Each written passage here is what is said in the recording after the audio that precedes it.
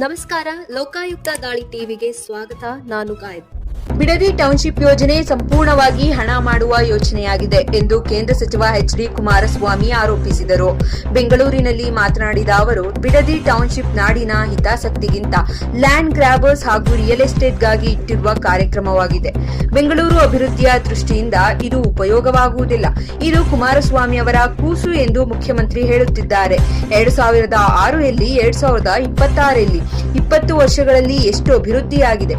ಯಾವುದೇ ಯೋಜನೆ ಕೈಗೊಳ್ಳುವ ಮೊದಲು ರೈತರ ಪರಿಸ್ಥಿತಿಯ ಬಗ್ಗೆಯೂ ಯೋಚನೆ ಮಾಡಬೇಕು ಎಂದು ಹೇಳಿದರು. ಬೆಂಗಳೂರು ಸುತ್ತಮುತ್ತ ಅರ್ಕಾವತಿ ಬಡಾವಣೆಗೆ 3,000 ಎಕರೆ ಭೂಮಿಯನ್ನು ಅಧಿಸೂಚನೆ ಮಾಡಲಾಗಿತ್ತು.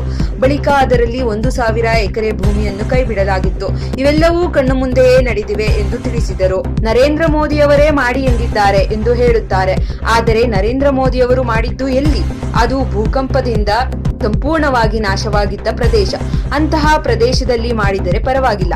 ಆದರೆ ಇಲ್ಲಿ ತೋಟಗಳಿವೆ, ಹೈನುಗಾರಿಕೆ ನಡೆಯುವ ಭೂಮಿ ಇದೆ. ಈ ವಿಚಾರವನ್ನು ಮೋದಿಯವರಿಗೆ ಹೇಳಿದ್ದಾರಾ ಎಂದು ಪ್ರಶ್ನಿಸಿದರು. ಅವರಿಬ್ಬರು 1 to 1 ಮಾತನಾಡಿದ್ದಾರೆ. ಏನು ಮಾತನಾಡಿದ್ದಾರೆ ಎಂಬುದು ಯಾರಿಗೂ ಗೊತ್ತಿಲ್ಲ. ಅವರು ಮುಖ್ಯಮಂತ್ರಿ ಇದ್ದಾರೆ, ಏನು ಬೇಕಾದರೂ ಮಾಡುವ ಉದ್ದಟತನ ಇದೆ. ಆದರೆ ರೈತರ ವಿಚಾರದಲ್ಲಿ ಗಮನ ಇರಬೇಕು ಎಂದು ಎಚ್ಚರಿಸಿದರು.